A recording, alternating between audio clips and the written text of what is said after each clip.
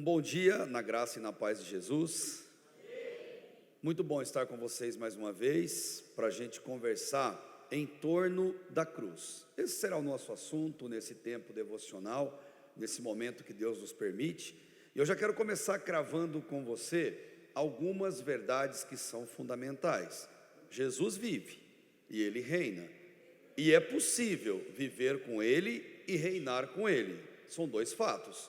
Mas existe uma condição, e Ele mesmo deu a condição. Não foram homens, não foram instituições, não foram igrejas. Ele disse: se qualquer um quiser vir comigo, é possível, basta negar-se a si mesmo, tomar a sua cruz e seguir-me. É sobre isso que nós queremos conversar hoje de manhã. Jesus, embora possa parecer, e de fato salta aos olhos de qualquer leitor da Bíblia, ele foi abandonado, desprezado e deixado na cruz. Mas essa é a maior mentira do cristianismo. Jesus nunca foi abandonado na cruz, porque Deus jamais abandona um filho seu. A cruz não é abandono, a cruz é atração, a cruz não é desprezo, a cruz é chegada ao reino de Deus. Então me permita com vocês discorrer lá no texto de Marcos, do Evangelho de Marcos, no capítulo 15, se você puder, deixa aberto. Depois de uma introdução, eu quero adentrar esse texto para nossa reflexão, e depois terminaremos no Salmo 22. Mas queridos, indubitavelmente, não há a menor dúvida, a crucificação de Jesus é o evento mais importante do cristianismo. É mais importante do que o nascimento virginal dele de Maria. A cruz é mais importante do que isso. A cruz é mais importante até do que a própria ressurreição de Jesus, sua subida aos céus na presença de pelo menos 500 testemunhas, como Paulo vai nos contar. A crucificação é o ponto central da fé cristã. Sem cruz não existe cristianismo. Sem cruz não existe céu. Sem cruz são trevas e inferno sempre, aqui e na posteridade. A cruz é a maior marca do cristianismo. Por isso, poesias, canções, obras literárias, hinos, tanta coisa boa é escrita a respeito da cruz. Foi na cruz que Jesus calou o mundo incrédulo. Foi na cruz que ele provou para os religiosos, para os fariseus, para os cumpridores da lei que desprezavam Deus. Na cruz ele provou: eu sou Deus que tanto falei com vocês. Foi lá na cruz que ele mostrou definitivamente o porquê ele veio ao mundo, porque ele se encarnou nesse mundo. E ele veio ao mundo, sabe para quê? Para amar pessoas, para se importar com pessoas, a tal ponto de dar a sua vida por elas incondicionalmente. Jesus declarou algo que Pedro, o seu discípulo mais fiel, mais íntimo, mais próximo, sentiu, gente, como um calor dentro do coração. E Pedro, discursando em Roma, e Marcos relatou isso, lá no capítulo 10, versículo 45, o que Jesus disse que mexeu com a alma daquele homem. Ele disse: eu, o Filho do Homem, eu não vim ao mundo para ser servido, mas para servir e dar a minha vida em resgate de muitos. Queridos, se você quer viver, se você quer reinar com Cristo, nós temos que aprender a servir e não exigirmos ser servidos. Nós temos que aprender a sacrificar pelos outros. Você entrou num retiro, você entrou num quartel, você entrou num campo de preparação, e Deus não te trouxe aqui só para você se alegrar. Deus não te trouxe aqui só para você inundar seu coração do Espírito Santo. Deus não te trouxe aqui para te dar o melhor e você voltar para casa e guardar. Deus está te preparando, porque lá fora, gente, tem muita gente indo para o inferno. Gente, lá fora seus pais estão indo para o inferno, querido, você sabe disso. Seus irmãos que talvez não estão aqui estão indo para o inferno, seus colegas estão indo para o inferno, namorada, namorado, seja lá quem for. E Deus te traz para um lugar desse, sabe para quê? Para pegar você, um carvão bruto, trabalhar você como um diamante, não para você brilhar, mas para Cristo brilhar em você. E a hora que você chegar lá, as pessoas vão olhar para você e tem que ver em você a cruz, A cruz tem que ser a sua sombra, a cruz tem que ser a sua frente. Quem olhar para você quando você voltar, tem que enxergar Jesus em você, porque se não vê isso, queridos, não adiantou nada, não serviu para nada. E eu concordo plenamente aqui com o Diogo quando ele fala isso.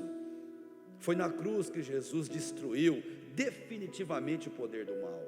Na cruz, Paulo fala em Colossenses 2,15, na cruz Jesus triunfou sobre as trevas, sobre as potestades, e publicamente os expôs ao desprezo, triunfando na cruz, querendo dizer, a partir da cruz, não precisa mais temer as trevas, porque aquele que aceita a cruz é nascido de Deus, e quem é nascido de Deus, o maligno não toca, o maligno não tem poder, ele tenta, ele insiste, ele quer, mas ele não consegue. Sabe por quê?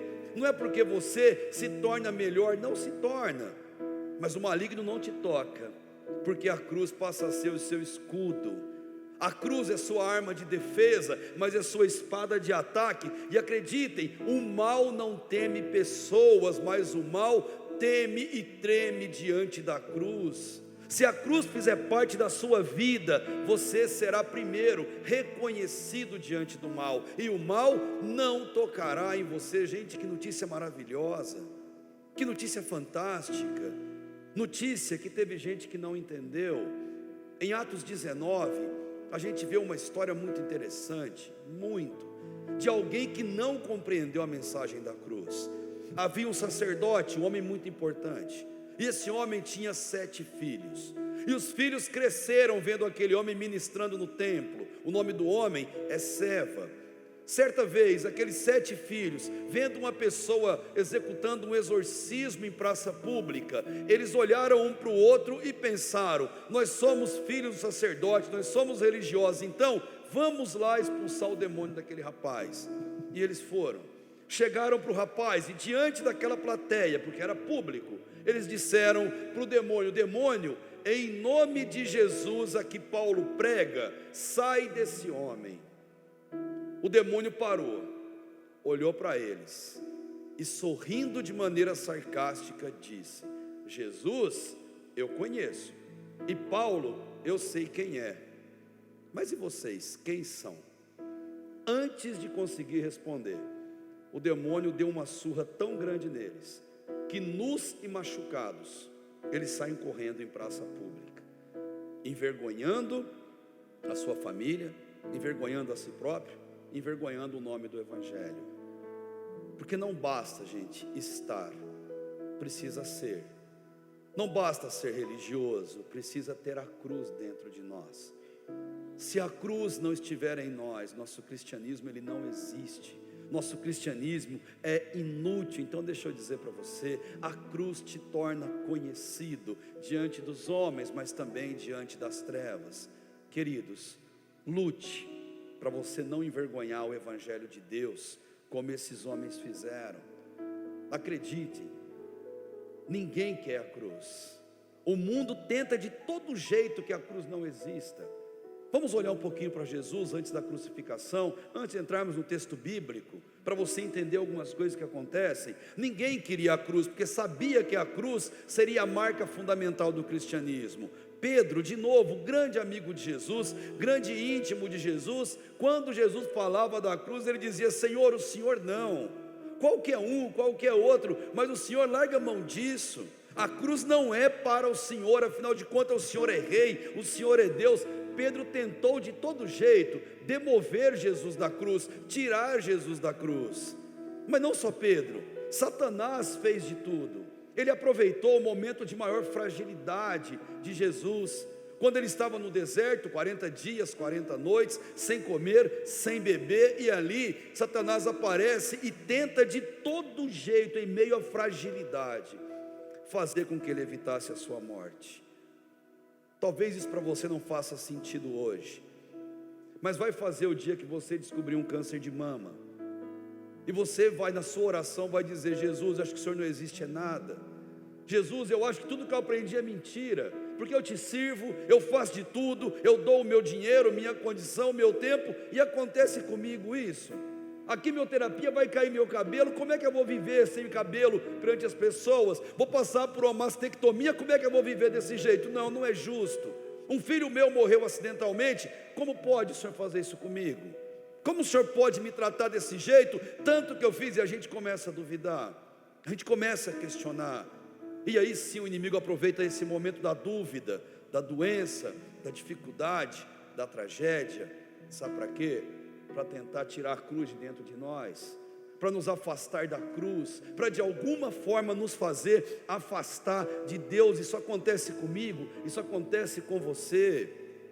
Os soldados, os algozes que estavam ali para tirar a vida de Jesus daquela maneira trágica, dolorosa, fizeram de tudo para que ele fugisse da cruz. Bastava ele se defender, bastava ele publicamente falar: é tudo mentira que estão falando a meu respeito. E se ele o fizesse por conta de um processo romano, ele seria liberto da cruz. No entanto, ele se calou, ele precisava passar pela cruz. Os soldados zoaram, blasfemaram, torturaram e fizeram de tudo também para que ele ali se dissesse rei dos judeus e de alguma forma saísse da cruz. E o bandido que com ele foi crucificado, um deles, de maneira sarcástica, tirou sarro e de alguma forma tentava fazê-lo desistir do que ele estava passando. O que isso tudo significa e traz ao nosso coração? Você vem para um retiro, ou lá atrás você já entregou a sua vida para Jesus, mas a segunda tarde vai chegar, a terça-feira com as suas rotinas vão chegar, e acredite no que eu vou te falar: tudo e todos em sua volta tentarão te afastar da cruz. E eu vou dizer de novo: tudo e todos lá fora tentarão nos afastar da cruz, pois sabe que saindo da cruz, nós saímos da presença de Jesus. Sem a cruz, acabou a nossa vida. Sem a cruz, não passaremos de corpos, de pessoas usufruindo dessa terra, mas abrindo mão da eternidade com Ele no céu. Jesus passou por muita aflição, por uma pressão tão grande, foi provocado de todas as formas, mas quanto mais provocado, menos ele desistia, mais ele se afirmava. E quanto mais ele se afirmava para a cruz, mais os seus sofrimentos aumentavam. Ninguém queria a cruz, porque sabiam que sem a cruz, a nossa fé é completamente vã. Os coríntios tiveram dúvidas sobre isso. Eles não sabiam como seria a nossa ressurreição, como seria nosso corpo glorificado, e perguntaram para Paulo: Paulo, nos explica melhor isso. E Paulo explica na primeira carta aos Coríntios, no capítulo 15, para eles como vai funcionar tudo isso. E ele disse assim: para ressuscitar precisa morrer, é necessário que isso aconteça. E Paulo cravou essa verdade no capítulo 15, versículo 16 e 17, porque se os mortos não ressuscitam, também Cristo não ressuscitou, e se Cristo não ressuscitou, a nossa fé é vã. Comamos e bebamos, porque amanhã morreremos. Usufrua da sua vida. Só que a grande mentira daquele tempo era que Cristo não havia ressuscitado. Ele ressuscitou sim, ele triunfou na cruz. Na cruz ele triunfou, na cruz ele marcou, mas ele precisava morrer para depois ressuscitar. Queridos, o mundo não entende isso. O mundo pecaminoso não consegue entender, porque a cruz, ela é loucura para aqueles que perecem. Paulo mesmo disse lá em 1 Coríntios 1, 23, o mundo não entende porque o mundo é cego, mas nós, vocês, nós pregamos a Cristo crucificado, que é o quê? Escândalo para o judeu, loucura para o grego, mas para mim e para você é poder de Deus, não é? É esse que nós pregamos, é esse que nós vivemos, essa é a nossa cruz. Vocês lembram de Nárnia, que aqui foi falado aquela vez? C.S. Lewis, naquela obra que se tornou em filme, se tornou praticamente em uma série, ele demonstrou de um jeito muito especial essa verdade do que é a cruz, do que a cruz significa e representa na nossa vida. A cruz, ela é suficiente para aquele que está em Cristo, para aquele que é religioso, para aquele que cumpre as suas obrigações, tem uma vida piedosa com Deus, e graças a Deus que tem essas pessoas, e que nós temos que ser assim também. A cruz era suficiente para Pedro mais velho, para Susana, para Lúcia, e eles viviam na presença, tanto que Aslan, ali aquele leão que representa Cristo, está com eles, e eles são cristãos padrão, cristão na igreja, cristão que segue a Cristo direitinho, mas uma marca do cristão de igreja, do cristão igrejeiro, é o preconceito, e esse preconceito é muito grande. Isso vai aparecer quando Edmundo surge numa cena com eles. Edmundo, esse se parece muito comigo e com você. Edmundo é o irmão traidor, é o irmão que se vende para o mal, em troca de doce, em troca de prazer, em troca de alguma gostosura desse mundo. Edmundo, ele se entrega à feiticeira que representa Satanás, naquela obra que é o traidor. Mas Aslan, quando ela vem reclamar a alma de Edmundo, quando ela vem dizer, esse menino é meu porque ele é um traidor, ele me pertence, e naquele momento que ela reclama aquela alma, Aslan diz para ela, é verdade que você está falando, mas eu quero trocar a alma dele pela minha, eu quero me trocar no lugar dele, porque para Jesus uma alma é tão importante, que ele compra com aquilo que é mais precioso, que é o seu sangue derramado na cruz. Jesus comprou você, querido. Eu não tenho dúvida, gente, que aqui é tudo Edmundo que está aqui sentado hoje, e eu também estou aqui. Talvez tenha raros Pedro, Susana e Lúcia, talvez tenhamos aqui, mas nós somos Edmundos. Nós traímos Jesus de tantas maneiras diferentes em nossa vida, mas Ele nos atrai, Ele vai para Satanás e diz, esse é meu, e esse eu vou comprar com o meu sangue, eu vou derramar o meu sangue pela vida dele, e ele aceita morrer em lugar daquele menino. Quando os irmãos chegam e questionam e não aceitam Edmundo chegando, porque Edmundo é um traidor, e o pessoal tem preconceito, o pessoal olha para ele com aquele desprezo e querem tirar satisfações com ele, Aslan disse, gente, o que passou, passou, não vale a pena ser lembrado. O que ele fez está feito, o passado dele todos nós temos, o passado dele está resolvido. Aslan quer dizer o mesmo para mim e para você. O que você fez lá atrás, se você entregou aos pés da cruz, Jesus simplesmente apaga, amarra, joga no mais profundo oceano e diz, dos seus pecados eu não me lembrarei mais. Os seus pecados para mim não existem mais. É isso que ele quer dizer para aqueles irmãos. Não cobrem ele por causa disso, não fiquem lembrando ele sobre isso, porque isso não existe mais. Você entendeu isso, gente? Jesus, ele apaga o nosso passado e o nosso pecado, não com borracha, mas com o sangue precioso dele derramado na cruz. Isso faz sentido para você? Ele pagou tão caro pela tua vida, e ele não vai desistir de você. Ele pagou tão caro para a nossa alma, que ele não vai nos abandonar. E Aslan diz algo tão fantástico. A feiticeira sorri, sai comemorando, porque o mal ele não compreende da magia profunda. O mal não entende do que é a salvação, porque a salvação e a cruz é loucura para judeus, é loucura para gentios, é loucura para aquele que está longe de Deus. Resumindo, o que a cruz significava para Edmundo? Significava, Edmundo, não importa o que você fez, importa quem eu sou, quem é Jesus na sua vida. Porque se Jesus for a cruz, se ele for o teu Salvador, o teu passado ele coloca no devido lugar, ele apaga. E deixe-me dizer uma coisa, frase de rede social, queridos, ou a cruz te afasta do pecado, ou o pecado te afastará da cruz eternamente. Deixe a cruz ser o diferencial na sua vida, deixe a cruz transformar completamente a sua existência.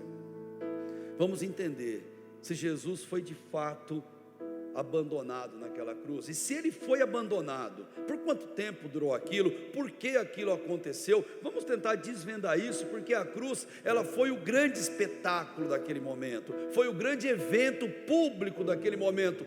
parou Jerusalém. Tente voltar no tempo 2000 anos, aquela cidade inteira, ela parou por conta da cruz. Muita gente triste, muita gente alegre, muita gente com a atenção chamada, gente gritando, gente rindo, gente chorando, gente importante, gente simples, gente de carne e osso, trevas rondando aquele lugar, todo mundo assistindo, comemorando. O sadismo humano levou as pessoas até as ruas para assistirem aquele que dizia ser filho de Deus, ser morto, humilhado e torturado.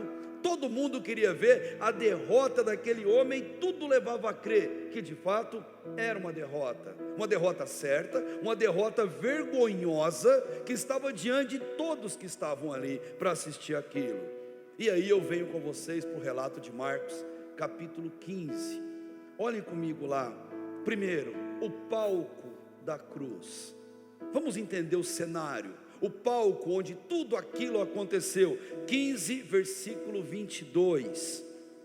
Se você olhar na sua Bíblia, vai estar escrito: levaram Jesus ao lugar chamado Gólgota, que quer dizer lugar da caveira. Jesus foi levado ao Gólgota, o lugar onde cheira morte, transpira morte, onde tudo é morte, é lugar da caveira, porque ali sobram os restos mortais das pessoas que foram executadas. Enquanto ele ia para aquele lugar, você sabe, ele era humilhado, ele caía e levantava, ele era cuspido, chutado, estapeado. Tudo isso acontecia além das humilhações verbais que ele recebia. Foi levado para o lugar de maior desprezo, o lugar onde pessoas eram jogadas como lixo, um lugar onde havia uma fogueira que queimava 24 horas por dia, para que os corpos fossem queimados ali e não apodrecessem, contaminassem a cidade. Mas era tanto cadáver ali queimado que não dava conta, então muitos eram jogados no lixão e comidos por porcos, por cães, por aves de rapina, inclusive galinhas, porque ali viviam naquela região. Ali era um lugar triste, um lugar de lágrimas, um lugar de desespero. Tudo ali cheirava morte, gente. Por que eu estou falando isso? Porque a cruz dói, a cruz é dolorosa. Então, quando você diz que você foi crucificado com Cristo, perdoe-me dizer isso, tem que doer no seu coração. Gente, ser crucificado não é parque de diversão.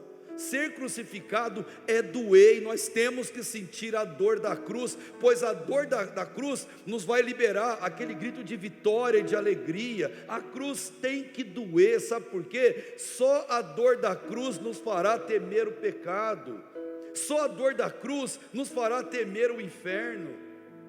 Se a cruz não doer, gente, eu não vou saber o que é viver a eternidade com Cristo aqui e depois quando Ele me levar. A cruz, ela doeu em Jesus, e Jesus não merecia aquilo. Eu sim, você também. Sabe o que Paulo disse quando ele entendeu isso? Está lá em Gálatas 2, 9 e 20. Ele disse: eis que eu fui crucificado com Cristo, e a vida que eu agora vivo na carne, eu vivo no Espírito, eu vivo pelo Filho de Deus. Sabe o que Paulo disse? Você quer ser cristão verdadeiro? Crucifique-se também com Jesus. Ninguém vai te obrigar a isso, nenhum retiro vai te obrigar a isso, nenhum homem de Deus, mulher de Deus vai te obrigar a isso. Você deve fazer isso. Jesus foi levado à cruz, você tem que levar seu velho homem à cruz, e é você que vai fazer isso. É você que tem o poder de fazer isso. Leve o seu velho homem à cruz, leve-o ao Gólgota, leve ao lugar onde todo pecado tem que ser extirpado, onde o pecado tem que ser confessado, onde o pecado tem que ser resolvido de uma vez por todas. Leve seu velho homem à cruz, porque sozinho ele não vai, ele não quer ir. Deixa eu perguntar, foi por isso que você veio aqui? É por isso que você está aqui? Se tem outro motivo além desse, ou maior do que esse, reveja diante de Deus qual é o propósito do seu coração. Você veio aqui para crucificar o seu velho homem. Você veio aqui para voltar uma nova criatura, renovado no poder de Deus, uma pessoa completamente transformada. Esse é o propósito da cruz, senão ela não faria nenhum sentido. Jesus não só foi levado, olha o versículo 23, ele foi aliviado, eu digo aliviado entre aspas, do seu sofrimento angustiante, mas ele não aceitou o alívio que ofereciam para ele. Versículo 23 vai mostrar isso para a gente. Diz assim: e ofereceram-lhe vinho misturado com mirra, mas ele não tomou. Isso, a bebida era um anestésico para aliviar o sofrimento, porque a cruz dói demais. A cruz é muito triste. Uma crucificação demorava 3 dias, e não havia o que fazer para ajudar o crucificado, pois a morte dele é certa, e não adianta nem tirá-lo da cruz, ele vai morrer de qualquer jeito. Imagina mães, pais, parentes, amigos, olhando aquela pessoa por 3 longos dias, gemendo, clamando, gritando, implorando: eu quero morrer, e a morte não chega. E a morte não vem, só o tempo pode selar isso, e era no mínimo 3 dias que aquilo acontecia. Jesus tentaram aliviar a cruz, mas queridos, não tente aliviar a cruz na sua vida, porque o que for para você, será exclusivamente para você. O que Deus tem para você, é para você que Ele vai dar. Tudo em Deus, em Cristo, é pedagógico. Tudo Ele sabe o que fazer, Ele sabe como fazer. E quando as dificuldades vierem, não estou dizendo se, porque elas virão. Quando elas vierem, não alivie a cruz, não alivie o sofrimento, não fuja do que Deus quer ensinar para você. Não corra para o álcool, ou não volte para o álcool. Não corra para a droga, não corra para o sexo. Não corra para o crime, para a maldade. Não corra por fazer pessoas sofrerem. Não corra para a mentira. Não saia da igreja, da comunhão, do convívio com os irmãos, porque fugir não alivia o que é para nós, antes aumenta a nossa dificuldade. Deixa eu dizer uma coisa para você: quanto mais você fugir do seu passado, mais cansado você vai estar quando ele te encontrar. Tem gente andando para fugir do passado, tem gente correndo para fugir do passado, mas acredite, um dia ele vai te encontrar, porque quem marca esse encontro é Deus. A fatura vai chegar, e sabe o que vai acontecer? Você só vai estar cansado quando esse dia chegar. Pare de fugir, aceite a vontade de Deus para a tua vida, aceite a cruz e resolva isso agora. Não se deixa isso para depois, não se espera o dia de amanhã, isso é feito agora. Cristo foi levado para a cruz, Ele passou, Ele tentaram aliviar o sofrimento, mas olha o versículo 24 até o 28, Jesus foi ridicularizado, muito ridicularizado. Ele vai dizer: então o crucificaram e repartiram entre si as suas roupas, tirando sorte sobre elas para ver o que cada um levaria. Era a hora terceira quando o crucificaram, 9 horas da manhã. Acima dele estava a sua acusação por escrito: o rei dos judeus. Também crucificaram com ele 2 ladrões, um à sua direita e outro à sua esquerda, e cumpriu-se a escritura que diz: e foi contado com os transgressores. Jesus foi ridicularizado com ares cinematográficos. Ele foi ridicularizado da pior maneira que podia acontecer. Querido, você já foi ridicularizado alguma vez na sua vida? Pense um pouquinho, lembre. Você já se sentiu invisível?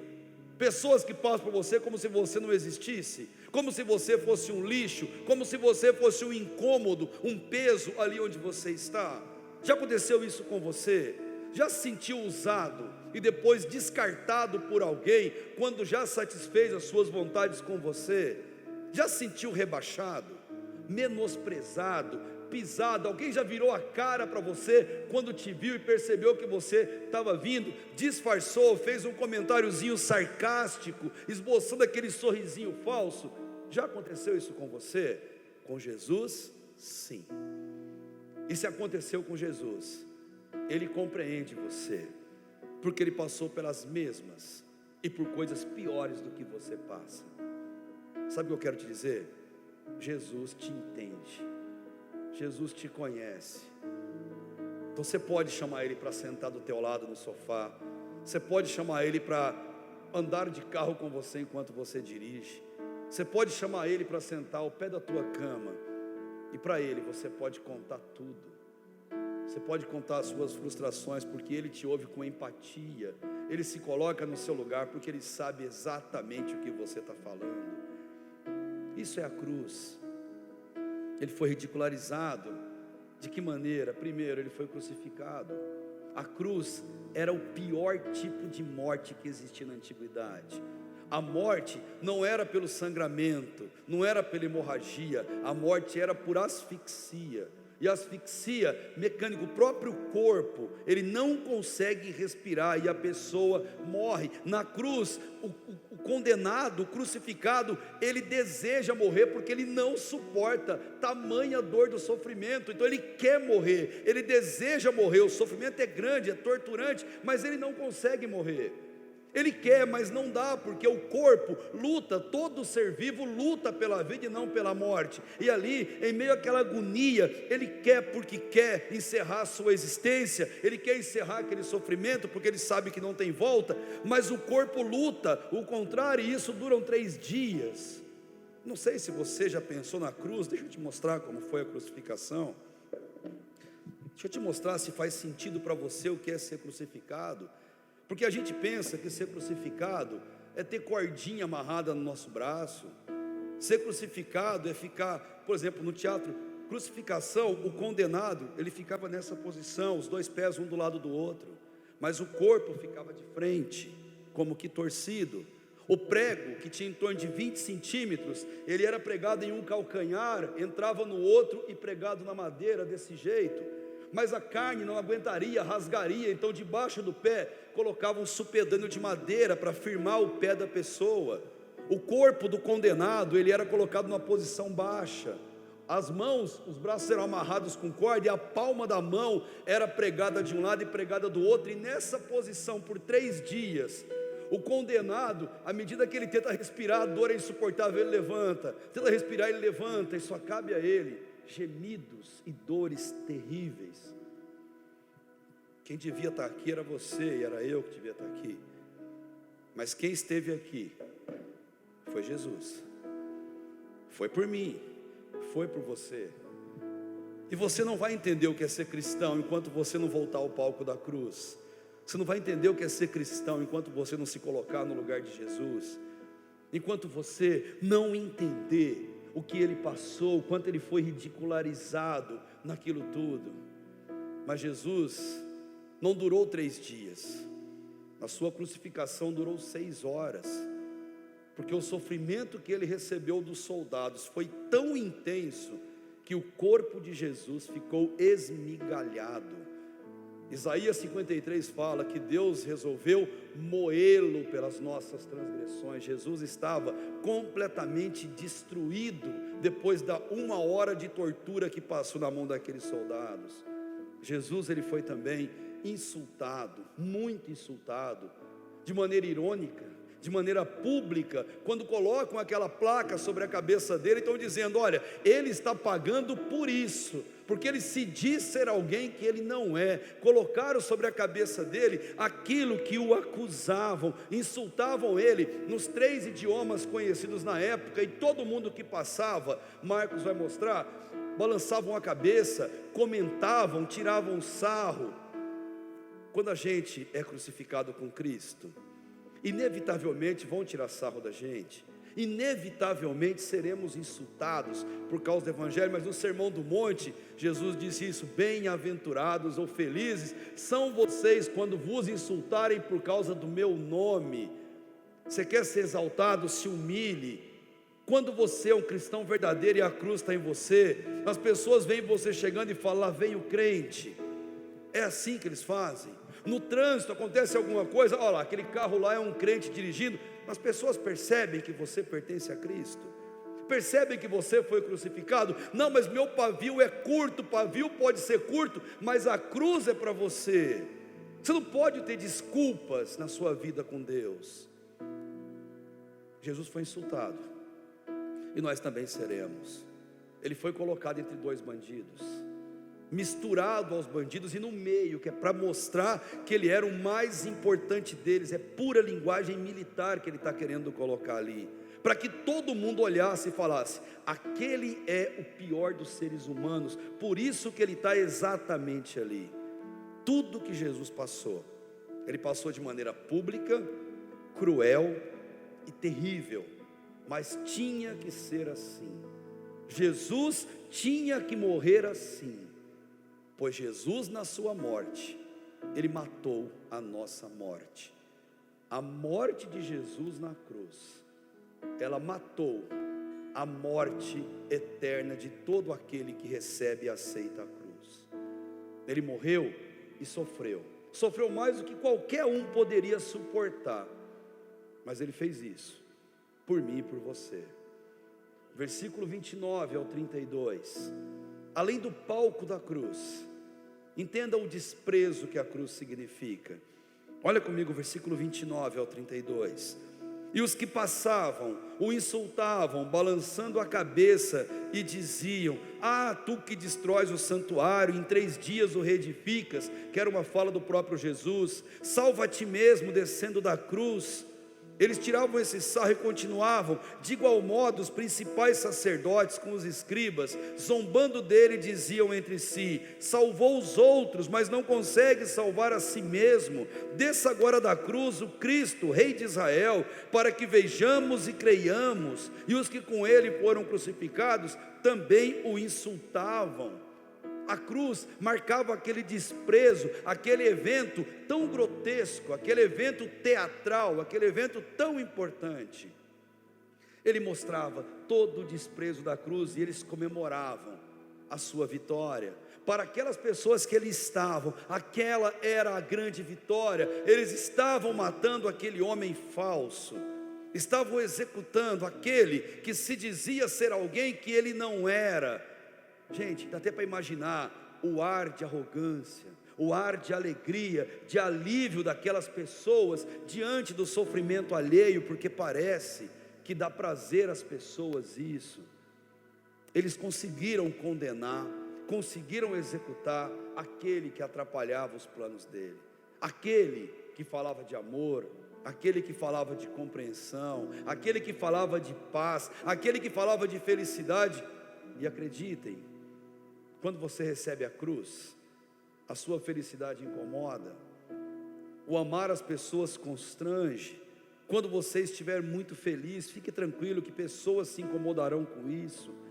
Cada um vai ter uma forma de lidar. Alguns virão com falsidade, com elogio, cada um vai fazer uma bajulação, mas sempre vão procurar se incomodar com isso, se incomodar com isso. Tanto que o versículo 29 e 30 mostra que quem passava blasfemava. E eu não quero que esse texto fique distante de você por 2000 anos. Não quero que esse texto pareça história da carochinha, história que se conta em escola dominical. Não quero que esse texto seja distante de você, mas que você entre nesse texto, porque nós estamos nele.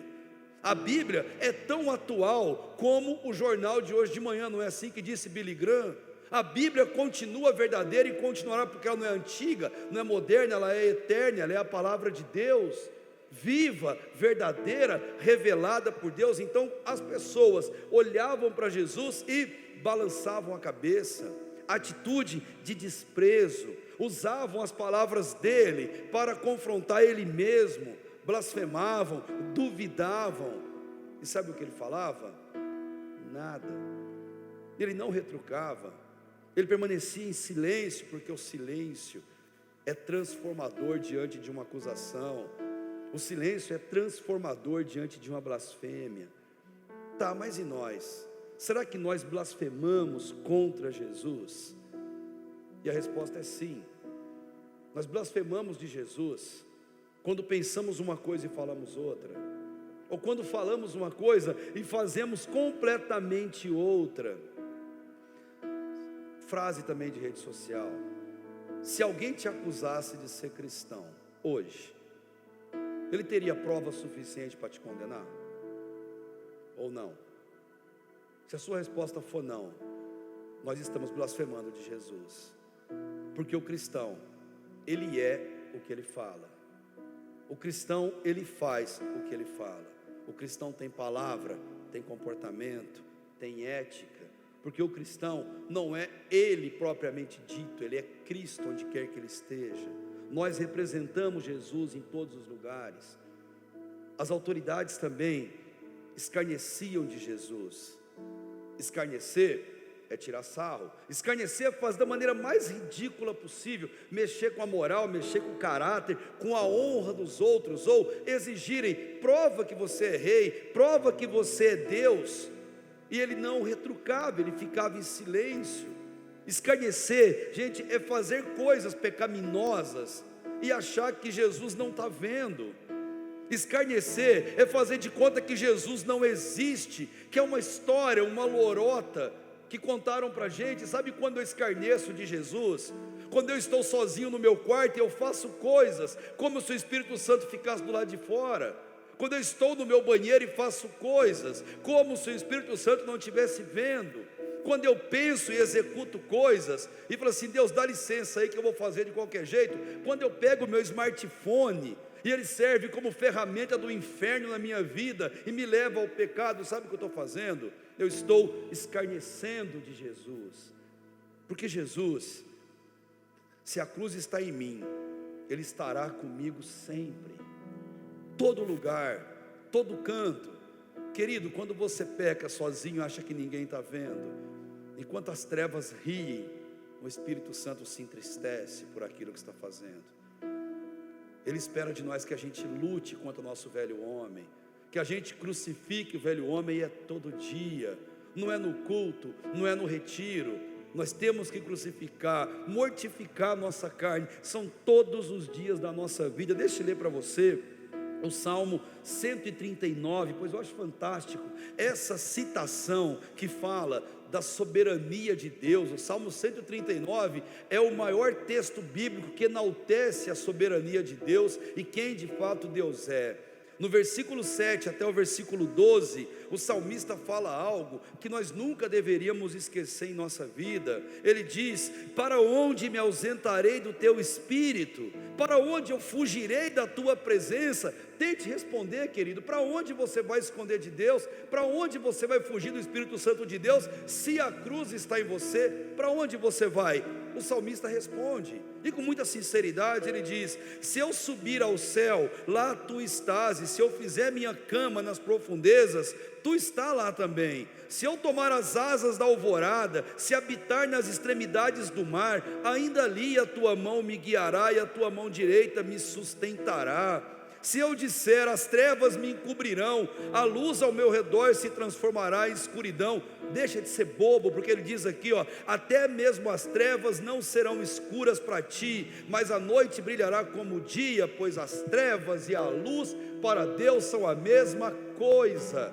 Para Deus, o seu carro, o seu quarto, a sua sala, a sua casa, a igreja é a mesma coisa, porque Ele está com você sempre. Estou falando isso para você comemorar no seu coração, mas para você sentir o peso dessa responsabilidade. Se Jesus está com você sempre, pense bem onde você vai e o que você vai fazer. Ensinaram para a gente errado: nunca vá a um lugar que Jesus não está. É impossível, pois Ele está em todos os lugares. Eu diria para você: nunca vá no lugar justamente porque Jesus está lá vendo o que você está fazendo, presenciando o que você está fazendo.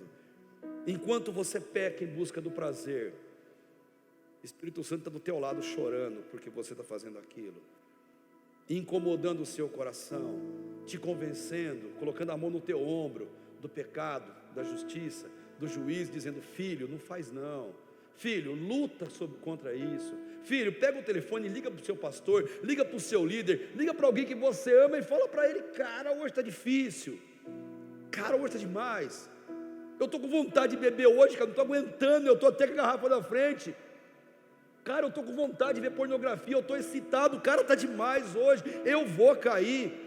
Não, cara, espera um pouquinho, eu vou orar com você, você não vai cair não, nós estamos juntos, eu não vou contar esse segredo para ninguém, você me ligou que você confia em mim, não confia?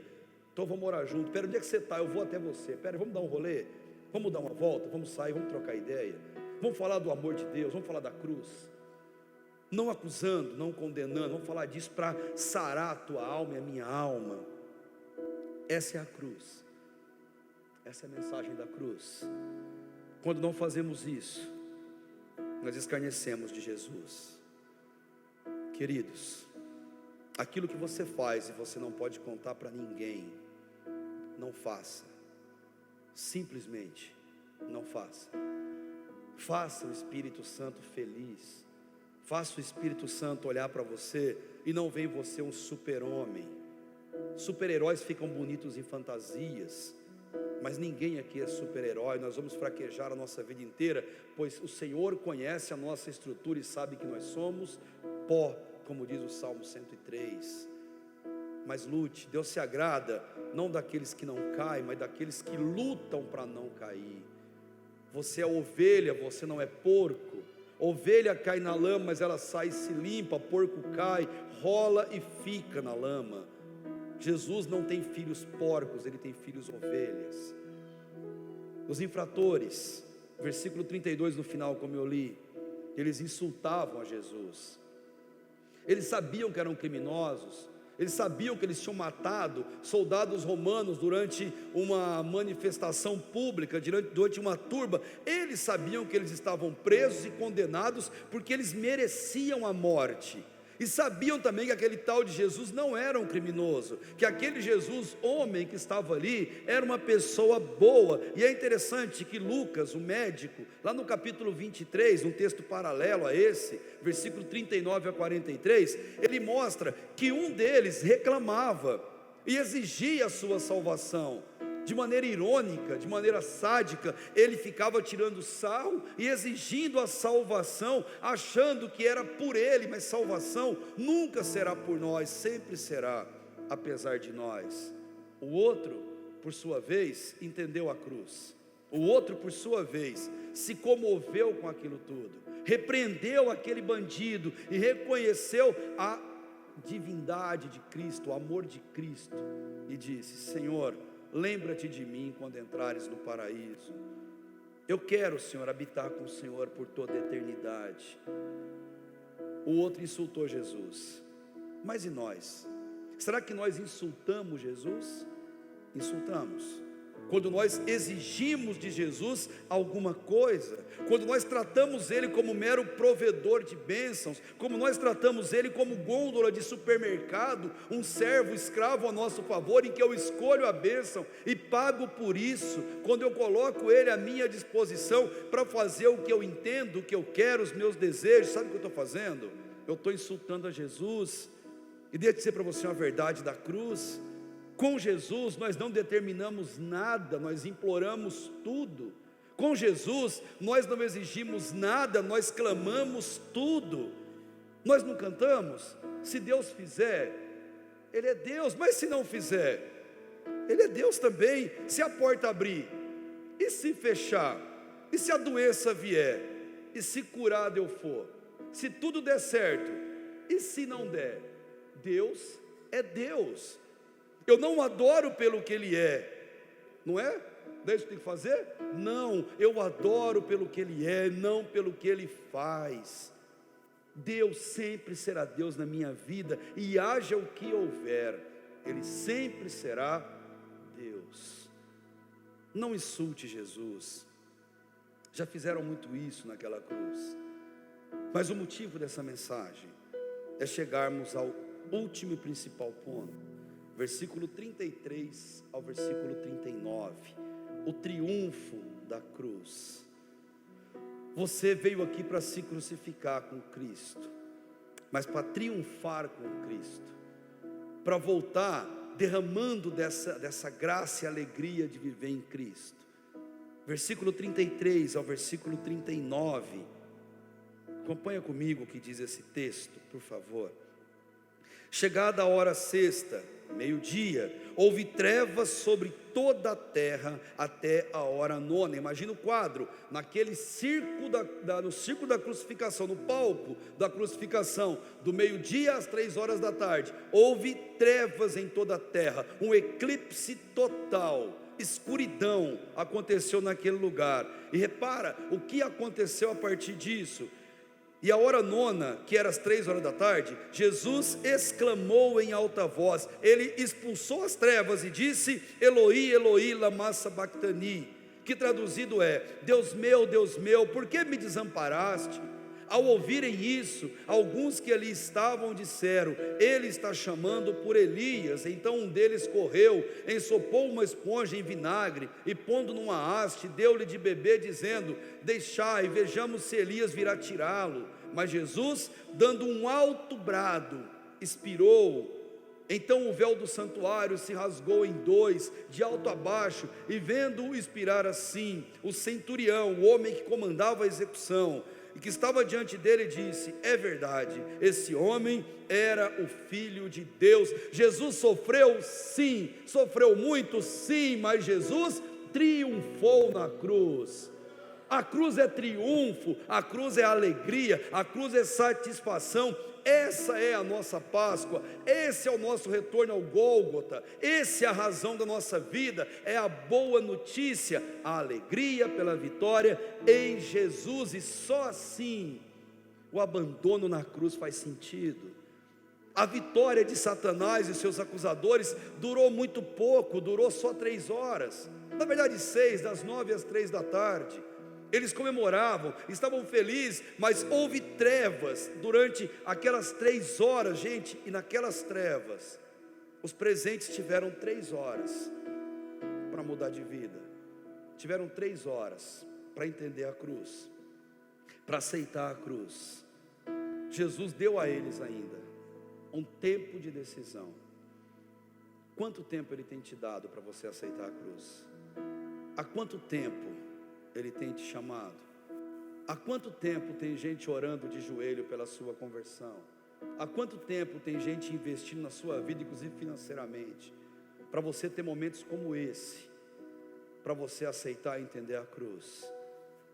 Eles tiveram 3 horas, muitos aceitaram, mas a maioria desprezou.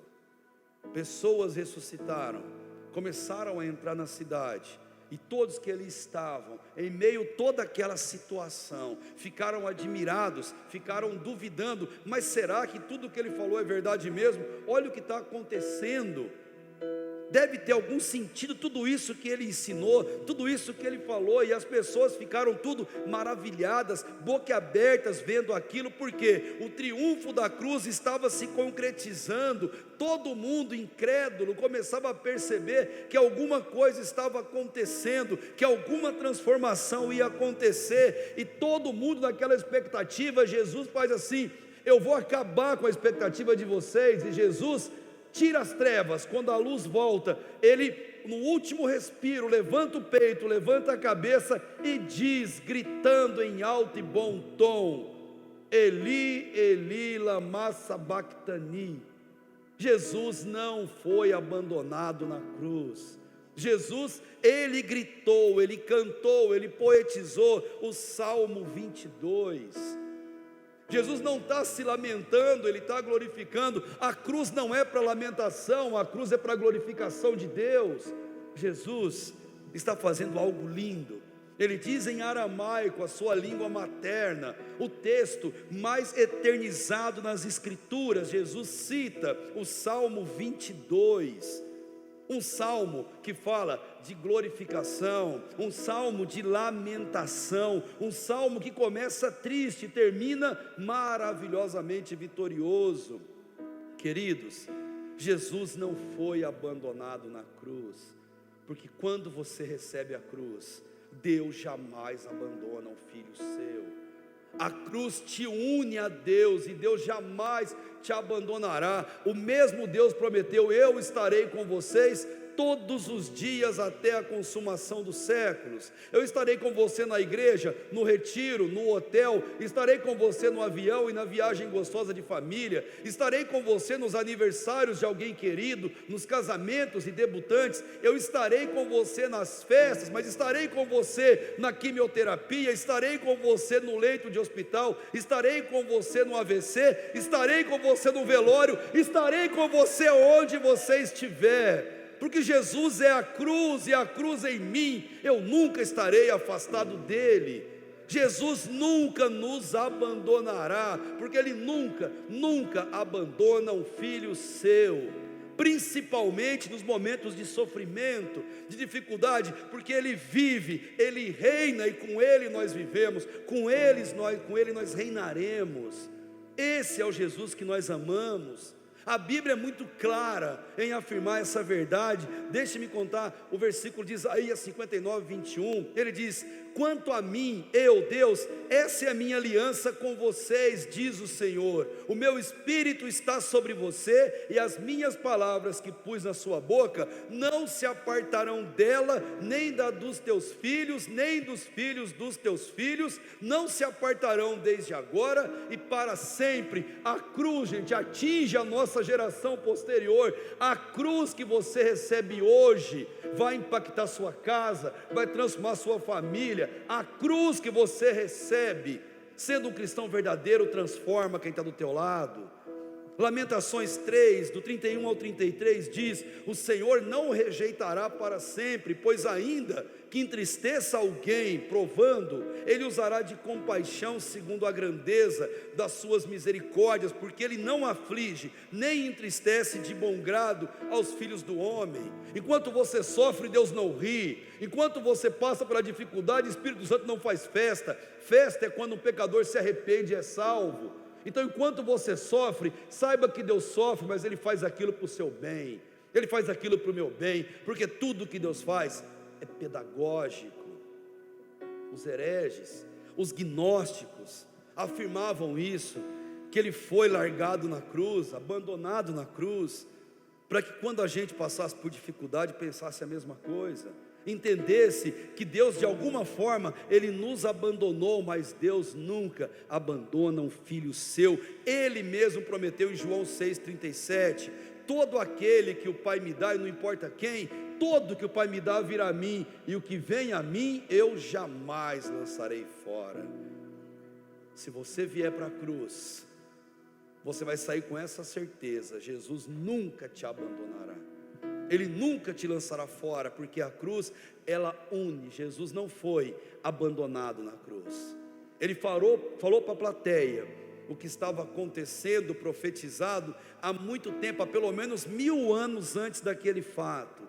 Todos eles conheciam o Salmo. Ele só falou o começo, o restante do Salmo eles já sabiam. É um Salmo que começa triste, começa difícil, mas ele termina vitorioso. É um Salmo que termina brilhante, fantástico.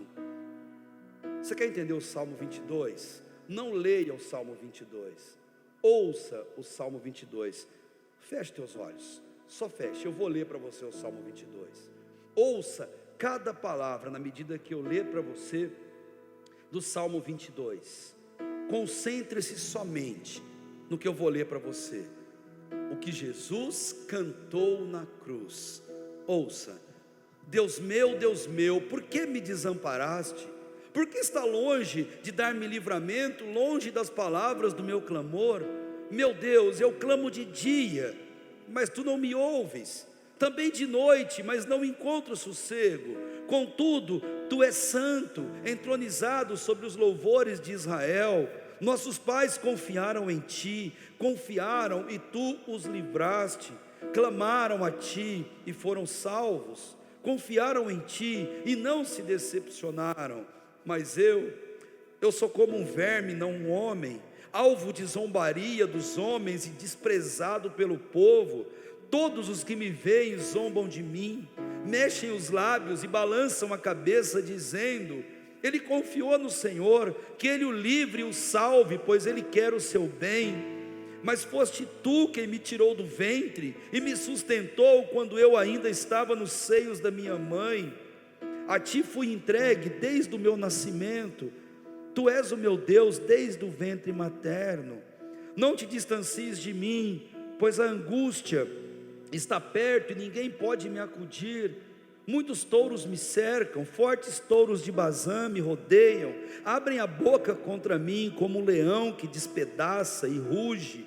Como água me derramei, e todos os meus ossos se deslocaram. Meu coração é como cera, derreteu-se dentro de mim. Minha força secou como um caco de barro, e a língua grudou-se no céu da boca. Tu me lançaste no pó da morte, pois cães me rodeiam, um bando de malfeitores me cerca.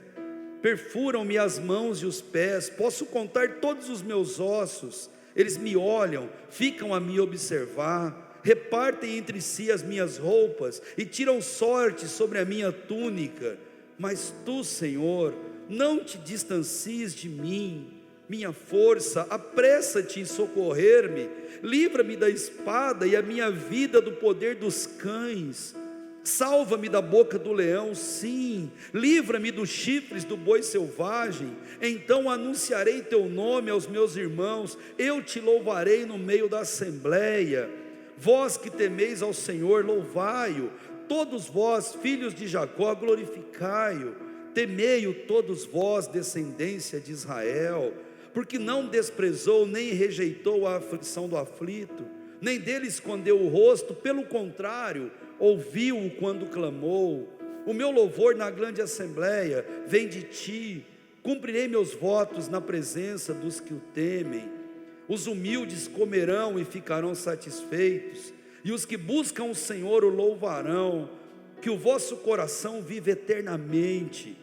Todos os confins da terra se lembrarão e se converterão ao Senhor, e todas as famílias das nações se prostrarão diante dele, porque o reino é do Senhor, é ele quem governa as nações. Todos os poderosos da terra comerão e adorarão, e todos os que descem ao pó se prostrarão perante ele, e os que não podem preservar a vida. A posteridade o servirá. A geração futura ouvirá falar do Senhor. Chegarão e anunciarão a sua justiça, contarão o que ele fez a um povo que ainda surgirá, aos filhos do rei. Amém e amém. Quando Jesus falou Eloi, Eloi, lama sabachthani, um gatilho acionou na mente de quem ouvia.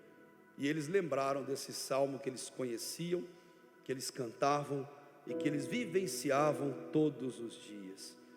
Deus não abandonou Jesus na cruz.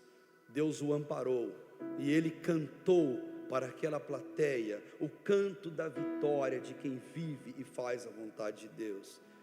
Deus prometeu sempre estar conosco. Nós somos mais do que vencedores. Jesus triunfou na cruz, e porque ele vive, nós viveremos. Mas tudo isso só fará sentido se nós entendermos que foi na cruz onde um dia eu vi meus pecados castigados em Jesus. Foi ali pela fé que meus olhos abri, e eu agora me alegro em sua luz. Aleluia.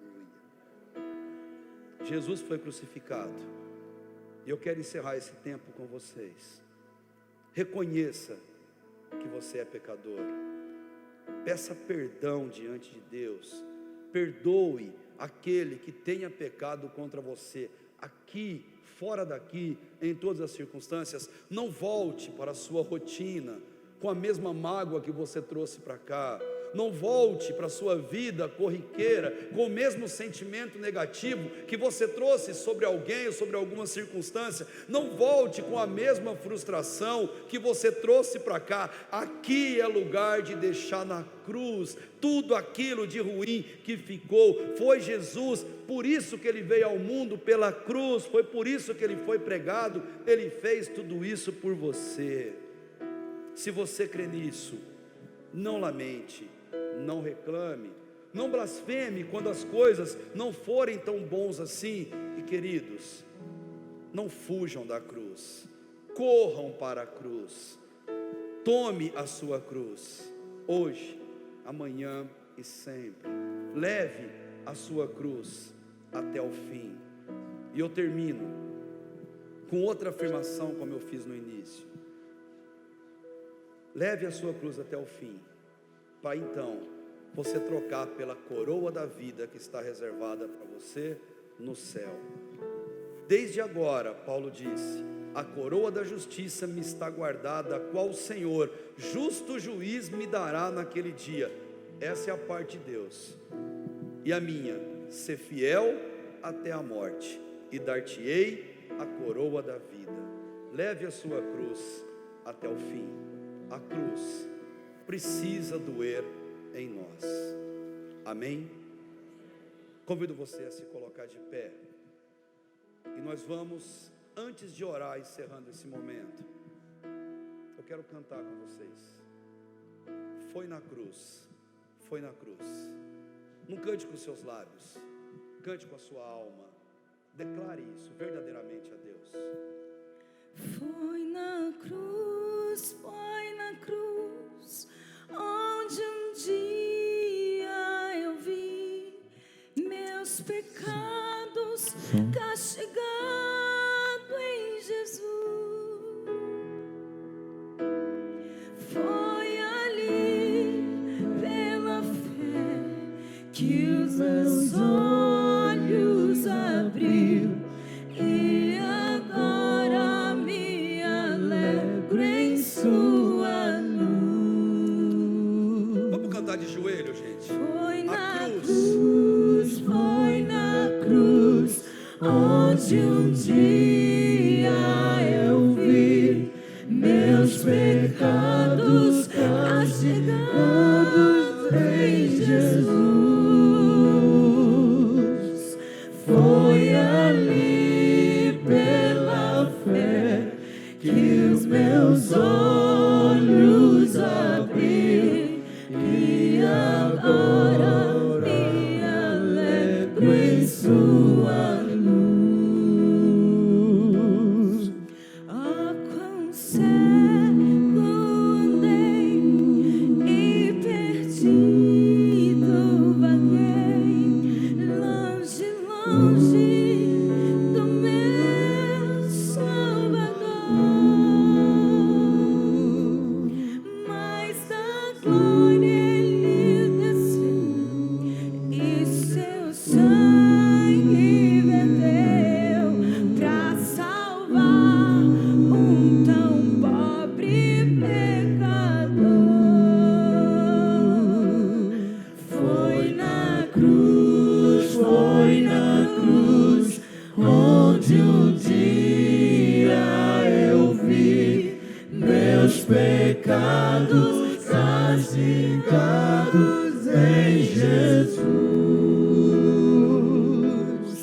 Foi ali, pela fé, que os meus olhos abriu, e agora me alegro em sua luz. Eu ouvia falar dessa graça sem par, que do céu trouxe o nosso Jesus. Mas eu surdo me fiz, converter-me não quis ao Senhor que por mim morreu na cruz.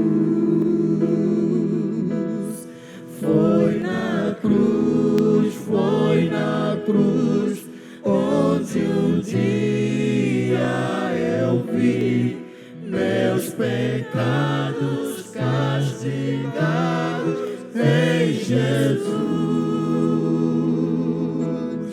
Foi ali, pela fé, que seus olhos abriu, e agora me alegro em sua luz. Aproveita esse momento, clama a Deus pela misericórdia, peça perdão ao Senhor por aquilo que tanto incomoda o seu coração. Clame de joelho pela misericórdia dele sobre a sua vida. Aceite a cruz de uma vez por todas em sua vida nessa manhã. Clame a Deus. Foi na cruz que ele pagou os nossos pecados. Clame, declare isso hoje para todo sempre. Cante com a sua alma foi na cruz. Foi na cruz, onde um dia eu vi meus pecados castigados em Jesus.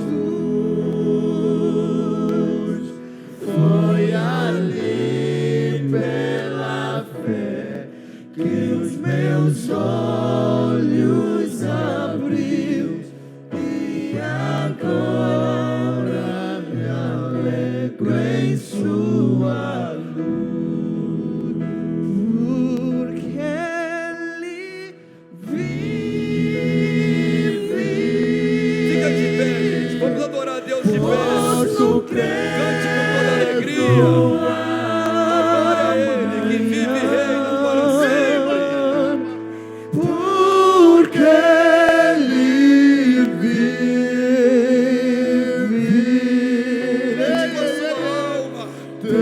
temor não há,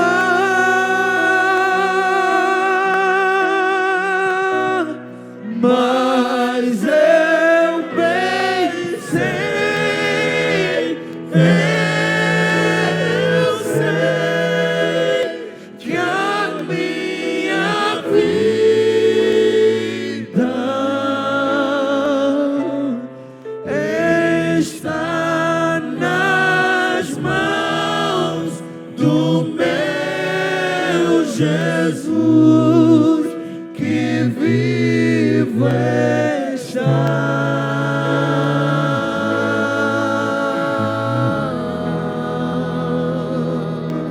Quero convidar aqui à frente. Vem cá, Cícero. Vem cá, Diogo, meu irmão. Vem cá, Tiago. Vem cá também. Vem cá, Jéssica. A liderança desse retiro. Vem cá, Cícero. Homens e mulheres que se importam com a sua vida, que dedicam tempo e dedicaram tudo que você está vendo aqui, porque se importa que você saia daqui feliz, salvo, perdoado e aceitando a cruz na sua vida. E eu quero orar junto com esses irmãos, com essa liderança, enquanto os irmãos louvam aqui ao fundo, pela tua vida, pela tua alma, para que você tome a melhor e maior decisão de toda a sua vida, entregar a sua vida a Cristo e viver debaixo da cruz. Nós vamos estender nossas mãos a vocês, e eu convido mais uma vez, feche teus olhos, e nós vamos clamar a Deus pela sua vida. Deus, nós consagramos ao Senhor cada alma preciosa aqui presente nesse lugar, cada um que trabalha, ó Deus, nas sombras para que esse evento ocorresse, para cada irmã, irmão que dedicam na arrumação, na cozinha, para cada funcionário desse lugar, que seja impactado, ó Deus, pela tua palavra nesses dias que estamos aqui, porque aqui é casa do Senhor, enquanto o teu povo aqui se reúne. Mas eu peço, Deus, especialmente por cada jovem, adolescente e criança que o Senhor trouxe aqui, para que a tua palavra, Deus, se torne real, para que a cruz, ó Deus, faça marca profunda nesses corações e que nunca eles se sintam abandonados pelo Senhor. Que o Senhor os cure, que o Senhor os salve, os liberte do poder da treva e, acima de tudo, ó Deus, que haja transformação de vidas nesse lugar. Pai amado, que o seu sacrifício na cruz não seja vão na vida de todos que aqui o Senhor trouxe. Nós te louvamos por isso, nos consagramos ao Senhor e dedicamos toda a nossa vida a Ti, Deus, porque para o Senhor uma alma é muito importante, e foi na cruz que nós colocamos nosso pecado, crentes que o Senhor vai cuidar de nós, vai nos guardar e nos guiar em todos os momentos. Obrigado por isso, Deus, e nós oramos confiantes, porque fazemos isso em nome de Jesus, amém e amém. Posso crer no amanhã que vive, porque Ele vive.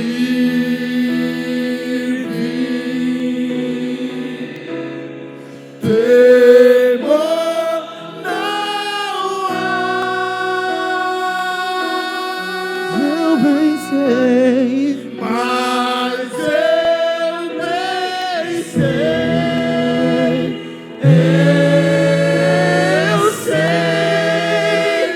que a minha vida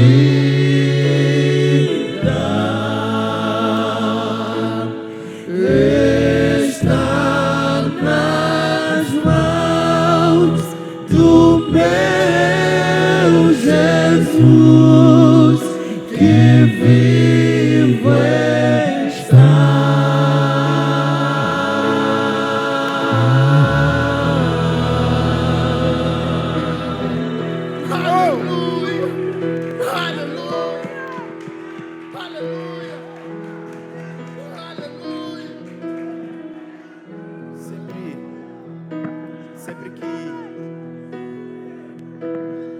Sempre no último culto de um acampamento ou de um retiro, fazemos o apelo.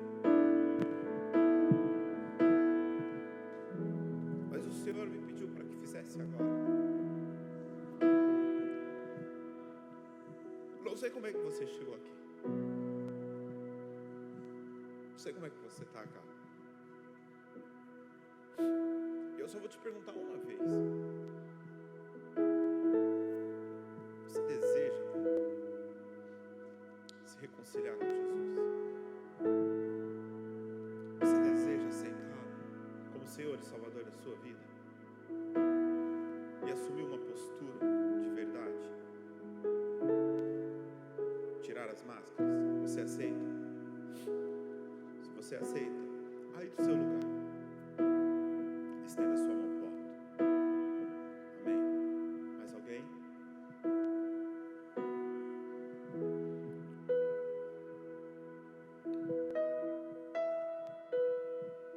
Amém?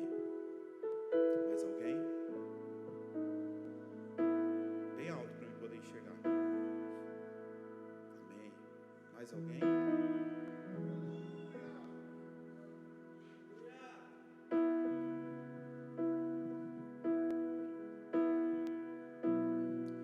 Amém? Mais alguém?